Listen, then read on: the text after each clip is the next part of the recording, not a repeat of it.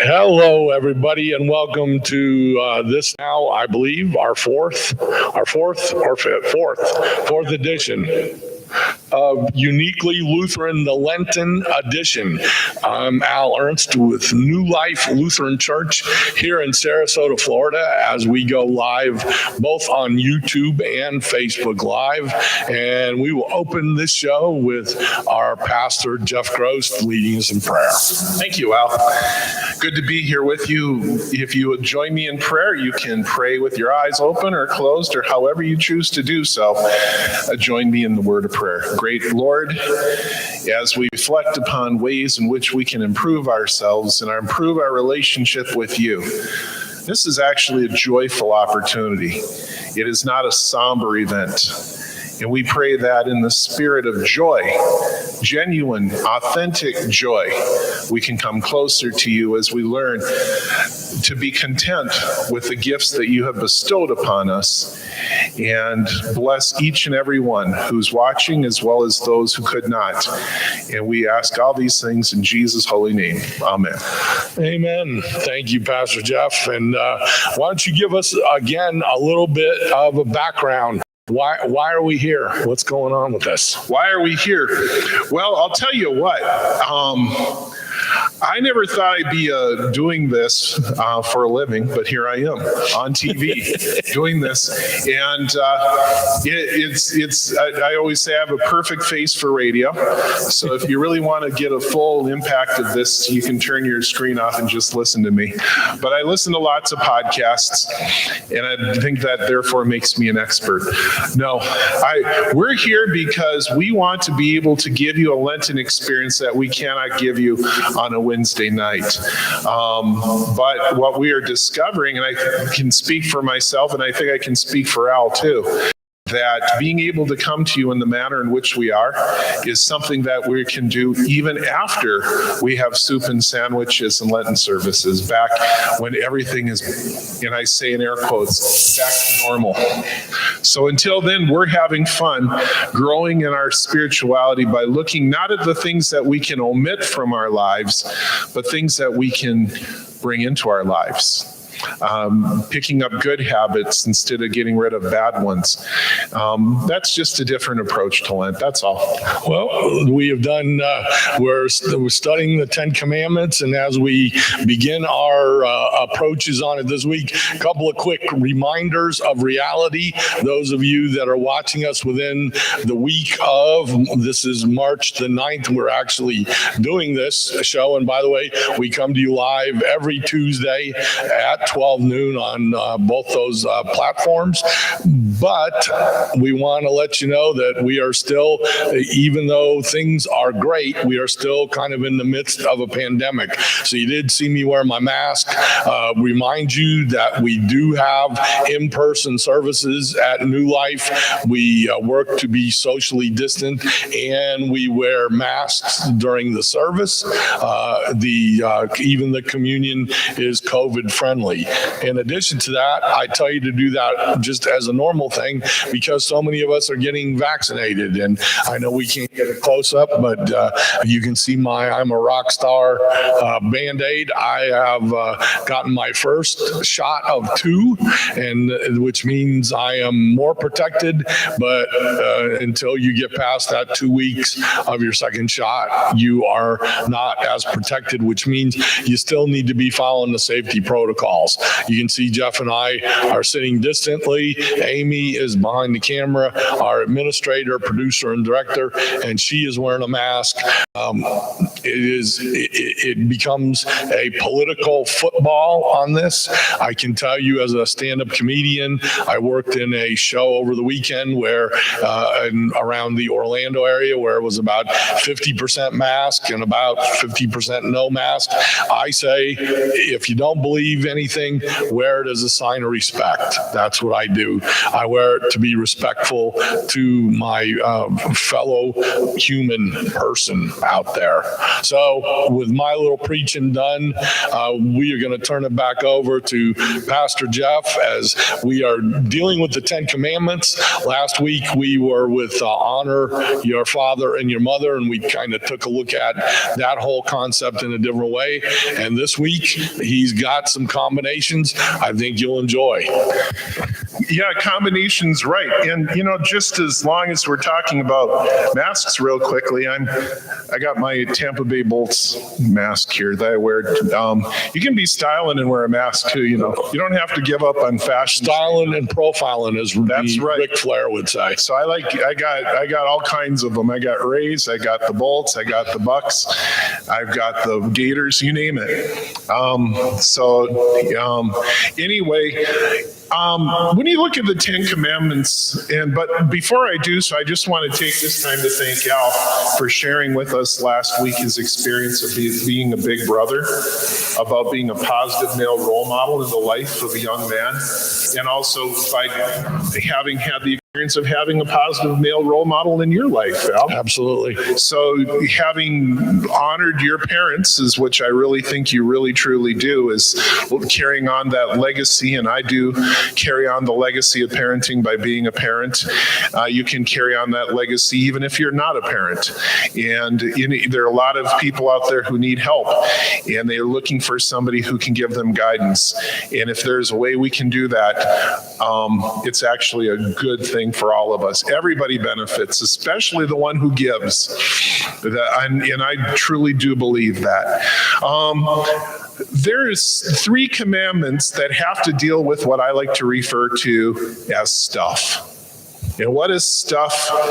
That is most of the stuff that you need to live, but also the stuff you don't necessarily need. And the 3 commandments are the 7th, 9th, and 10th.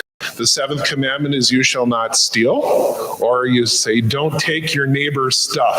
I think it says that in one of the versions, right? Yep. Exactly. Don't take your neighbor's stuff. I like that. And then there's the 9th commandment, the 10th commandment, and we number our commandments a little bit differently. So no offense to you Presbyterians out there that are watching us, but we do it right and you do it wrong. That's what makes us unique. Now, our Calvinistic friends have an additional commandment at the beginning, and they sum up the 9th and 10th commandment with, you shall not covet. Martin Luther, uniquely Lutheran as we are, was asked the question, why do you have 2 covet commandments, as it's stated in the Bible? And he says, because it proves us all to be sinners. And it's true. Coveting is wanting something that doesn't belong to you. So it definitely has to do with stuff. I'm just going to quickly read to you the catechism and what Luther says, and how we can approach these commandments. The 7th commandment, you shall not steal. We're to fear and love God, so we do not take our neighbor's money or property or get it in any dishonest way, but help him to improve and protect his property in means of making a living. I'm sorry about the masculine pronouns. We mean all people, regardless of what your pronoun may happen to be. I'm just going to read to you this last commandment, the 10th commandment, kind of a summary of the 9th. It basically says the same thing in its explanation. The 10th commandment is, you shall not covet your neighbor's wife or his manservant or his maidservant or his cattle or anything that is your neighbor's. And that is, we're to fear and love God so that we do not tempt or coax away from our neighbor or his wife or his workers, but encourage them to remain loyal. And in the 9th commandment, covet your neighbor's house, just like the 7th commandment. Help them keep what is his. The opposite of stealing is giving. But the interesting thing is, what I'm hearing from Luther is the opposite of taking is helping our neighbor keep the things that are near and dear to them. And I'm just going to throw a word out there, Al, and I'll let you riff on it, and that's the word contentment. I truly believe the wealthiest person on the planet is the person who is content. The poorest person on the planet is the person who isn't. And you can be content and live in a garden shack, and you can live in a mansion and be poor. If you're not content, I really think that that's sort of at the heart of what's going on here. So you want to tell me a little bit about contentment? Well, I can tell you about contentment, but I can also tell you about the fact that I believe that we as a society and a nation also get too caught up into what I call numbers goals and ambitional goals and everything like that. And what I mean by that isn't necessarily that you go, I can just sit around the house all day and really do nothing. Now, the cool part about that is if you are a confessing Christian, that, believe it or not, is still going to get you into heaven. That's there is no reward for doing stuff. The idea that we do things for others, we go after goals and ambitions, is a part of the reason that we are Christians. It's not to earn points to become a Christian. That would be number one there. And you go, how do you circle back around to the idea of contentment?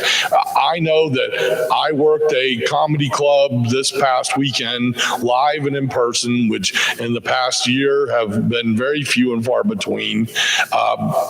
Worked this comedy club between a Goodwill and a bait store. And this comedy club was in a barbecue restaurant. And you're going, come on, Al, that's not. How can you say that? You've done this successfully for 30 years to make a living. I am content because I am doing something. I'm making somebody laugh. I am enjoying the opportunity that is given to me. Whereas the ambitious person and the person who says, "Oh, we got to," would say, "There's no way I'll ever. I'm climbing up the ladder." Well, what you come to find out is that the less you worry about climbing up the ladder, the higher you go. And the less that you think you're content, the more you're just anxious about it and you think about it. Whereas this entire idea of feeling comfortable as the person you are and seeing the future, what it can be, is great. But it comes down to a thing I heard, and you have these little moments where you least expect it. And I was watching the end of a news program on Friday morning before I was headed out, and they had an author on, and I see this is just what he said kicked my, and it was actually about being a peewee hockey dad and a peewee hockey coach, and it was all about what parents face when they go and put their kids in youth sports. And he said, the best advice that I ever got from my dad is to really care, but don't care too much. And I began to think about that, and I said, that it couldn't just, it resonated with me on that trip all the way to working that show on Friday and Saturday night. And what does that mean? Like, well, I just don't care? No, of course I care. I just don't care too much about where I'm doing my craft, my trade, where I'm performing, where as a Christian, who or where I'm being a Christian at. It doesn't, I don't care too much about that. I care about doing. And I think if we would all take a breath sometimes and say, sure, we care, but his idea was the fact that parents get so tied up into their children's youth sports that they end up caring too much. And then we've seen all the videos. Some of them end up in jail. Yeah. His advice is that the minute you find yourself getting cranked up at your kid's peewee hockey game, to walk across the street to the Dunkin' Donuts. And I thought, what a great idea that is sometimes you just need to walk across the street, have a cup of coffee, get a donut, do whatever, and care, but don't care too much. Well, as I'm sitting here, and Al has a Tervis tumbler next to me that has a YMCA logo, and my hunch is, Al, having been a Y director, you could probably write a book about parents who live vicariously through their kids. I was a youth sports director for almost 6 years, and I can tell you for a fact, yep, you can watch the nicest people in the world during the week. They were some of my best parents would come in to talk to me, and we'd be friends.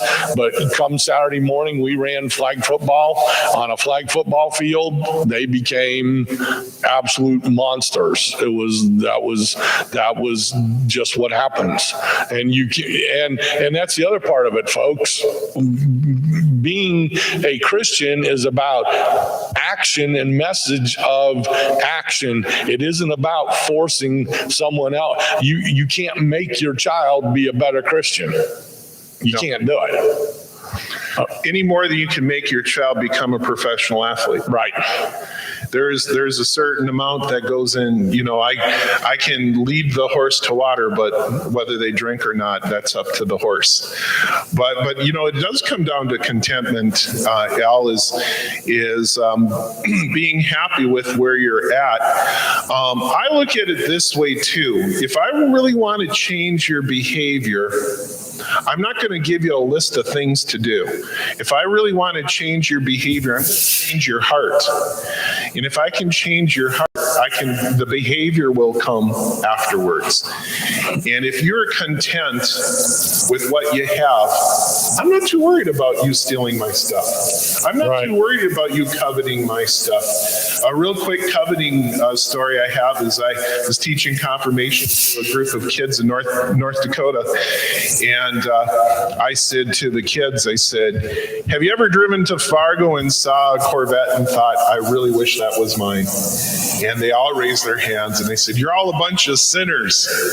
And they looked shocked. And one of the little girls in my confirmation class said, you better tell them in church Sunday, Pastor, because everybody in our church is sinning. And I thought, yeah, that's the whole point. Wanting something that doesn't belong to you is not going to make your life better. I'm happy with what I have. I don't play the lottery because as far as I'm concerned, I already won. And that's where my joy comes from. But and I hope and pray that you can find that too. So. Well, I think the whole idea comes out of the fact that as opposed to not being content with who you are, what your balance sheet looks like, work for being the best you that you can be. I mean, there is something to care about. There is something to go forward with, is being the best you. And a lot of times being the best you isn't being this tight, intense, I gotta buy the right stock, I gotta make more money, I've got to do more things. And it plays the other direction as well. And I'll give you a quick example as being a professional entertainer for all these years. Those of you who might know me, I don't watch any of those contest shows. The Voice, American Idol. They had one used to be called Last Comic Standing. I don't watch any of those shows because everybody always comes up and asks me that question. And they go, Al, are you jealous that you didn't get on it? And I'm like, no, I'm not any of those things. But what happens is that the quote unquote participants and winners all get up there and go, oh, I'm just so glad to be here. Oh, it's so wonderful, just to have an opportunity. Listen, folks, God did not put us on this earth for pity. God put us on this earth to do our jobs. And if you made it to that stage, you deserve to be on that stage. And if you're now going to come back and tell me, you're not, you're exactly the opposite of this entire place. You're not grateful. I am eternally grateful for what I am. But what I'm most grateful for is that God gave me the ability to work and and earn my way through. And when I'm on a stage, which I played some of the greatest stages ever in stand-up comedy in Los Angeles or New York, or whether I am working a barbecue restaurant in St. Cloud, Florida, on a Friday and Saturday night, I am happy to be there. But I also know I earned my way there. I earned it. That doesn't mean you're not appreciative. It doesn't mean that you don't collaborate. It doesn't mean that I had to stomp over somebody to get there. What it means is I earned my way. And you can be honored as I am to, if I get a chance to substitute helping with the worship service when pastor's gone, or I get called to another church, as honored as I am, as sacred as the altar is during the worship time, I also am confident in the ability that God put me there for a reason. And if the only thing I go up there and goes, oh, I don't know, it's not going to work, folks. And it doesn't work for you either. Yes, you can say by the grace of God, and that is true. By the grace of God, I get behind the wheel of my car and make it home safely. All great, all thankfulness, everything comes from our belief. But in addition to that, God expects us to kind of hold our own. And that's what that is what that's all about. Yeah, I do have to say, when you talk about these reality TV shows where a precocious little kid gets up on the stage and then when he's done talks about how humble he is, it doesn't come across to me as real genuine and authentic. So I choose not to watch those shows for that very reason, but I think you should be proud to be able to, do what God has given you. Use the talents. And just listening to Al talk about St. Cloud, Florida, and just the experience and the human experiences there, you're not going to feel depressed when you hear Al tell a story, because there's blessings all over the place. It's fun. Right from the barbecue to your haircut. That is so true. It is so much fun. God put me in the exact correct spots. I had my first COVID shot in a little Publix shopping center in Davenport, Florida. And then from there, I went on to get on and pass I-4 and end up in St. Cloud. And at this place, needed to have a haircut because I was so early. Ended up at a place called the Cuba and Juan's Hair Barbershop. And as you can tell, I've got my fat George Clooney kind of haircut now. Thank you very much, Cuba, who did this for me. He's a little different from last week. And that was magical. That was God in action. I got new friends. They came to the shows. I got new friends. And also, arguably the best barbecue I think I have eaten ever at Little Jimmy's Barbecue right there. So it's all magic. Would I have gotten the same? Is it just as magical that I got to work with Jerry Seinfeld at Center Stage Theater in Atlanta, Georgia? Yes, it was, but in a completely different way. So you earn your way to be in a position that you are. You don't earn your way to be a Christian. You don't earn your way. There's no votes. Nobody votes. The only thing that we do is we get that gift of grace that God gives us, and that should inspire us to move forward. So with all that now, what do we got on tap? I've been preaching too much. No, it's good to hear, because I think it's refreshing for people to understand that blessings are something that can be had in just about anything if you're willing to open your hearts and your minds to see them. And if it's Davenport, Florida, and St. Cloud, Florida, or if it's Las Vegas, it doesn't really matter where your blessings are. I think that one of the things about blessings is our tendency is sometimes to take them for granted. Right. Absolutely. And it's a good idea. If I were to say one of the things that you can do during the season of Lent, is take an inventory of your blessings. Even if you sit down with a notebook and a pencil and a pen, and you write down the things in your life that are true blessings to you, I think you're going to run out of paper. And I think your ink's going to go dry, because the blessings that are bestowed upon us are just simply too long to list. But boy, I'll tell you, I can really get angry and ornery if somebody cuts me off in the car, because I forget the fact that I got a car, I can drive, and I can go to work, and I got all of these things going on. I forgot all my blessings. That's usually when I find myself. And here's a little hint. Here's a little hint for you when you get mad at somebody in the car. On another car, think about it this way. The odds of you ever seeing that person again in your entire life are pretty much 0.00001. You're never going to see that person again. You're going to waste all of that energy being upset with somebody you're never going to have contact with ever again. Kind of a waste of time. That's really good, except sometimes I'm not that lucky. But that is really good. My luck would be if it would be a parishioner of mine, and on Sunday they'd say, "Hey, Pastor, you really lost your cool with me on the road." I'm like, oh, but you're right though.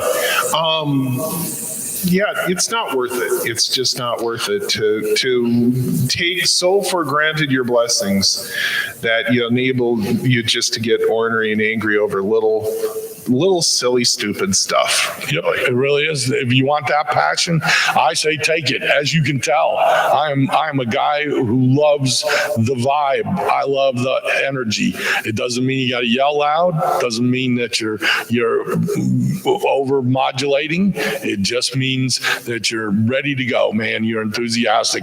And speaking of enthusiasm, our campaign continues to 100 subscribers. We need that 100 so we can get our special stuff.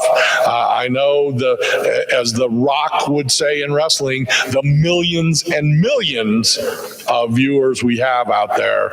And by the way, folks, you want a good family entertainment show, they're not paying us. I would put my plug in on NBC on Tuesday nights for the Young Rock sitcom. It really is fun. But we need to act like it, and we're going to get to our 100. We're going to continue our Uniquely Lutheran series. And what I would close out with you, because you've heard me talk about pro wrestling, is a quick story. Everybody wonders, Al, you had some affiliation with the professional wrestling organizations while you were a comedian and right before. Those stories we'll save for later, but I will tell you, yes, I did. Had some in Atlanta with an old organization called World Championship Wrestling, which was the rival to World Wrestling Federation, and then Jeff's old regional territory up there, the All-Star Wrestling, American Wrestling Association. Everybody says then, again, the Christianity, how do you tie the Christian story into professional wrestling? Well, let me explain it to you the way I see it.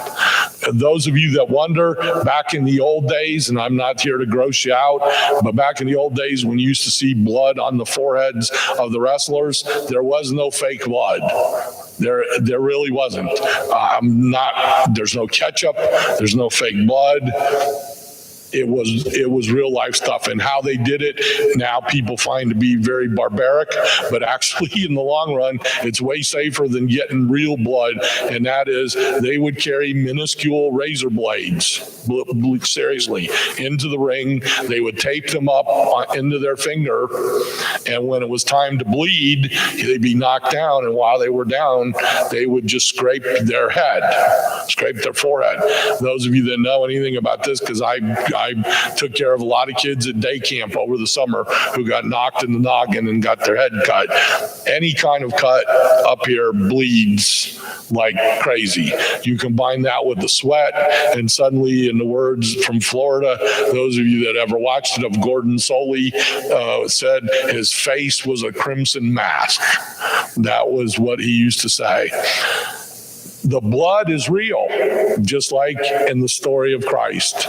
The blood is real. Blood is real. But what else in professional wrestling? We know the ending. We know, just like wrestling, everybody says, well, you know who the winner is. We already know before we start who the winner is. The blood is real, and we know what the ending's going to be. Hey, we just have a book idea. So the gospel according to wrestling. And it hasn't been written. I go on Amazon all the time now, and I know it's not there. So unofficially, it's in the works. But we do know the ending, and it's the ending that inspires our beginnings. That's correct. We read the end of the book, and we know we won. And the good news is, as winners, we can go forth and do what God calls us to do. And that's it, folks. And once again, we will be back next Tuesday doing Wednesday, being uniquely Lutheran.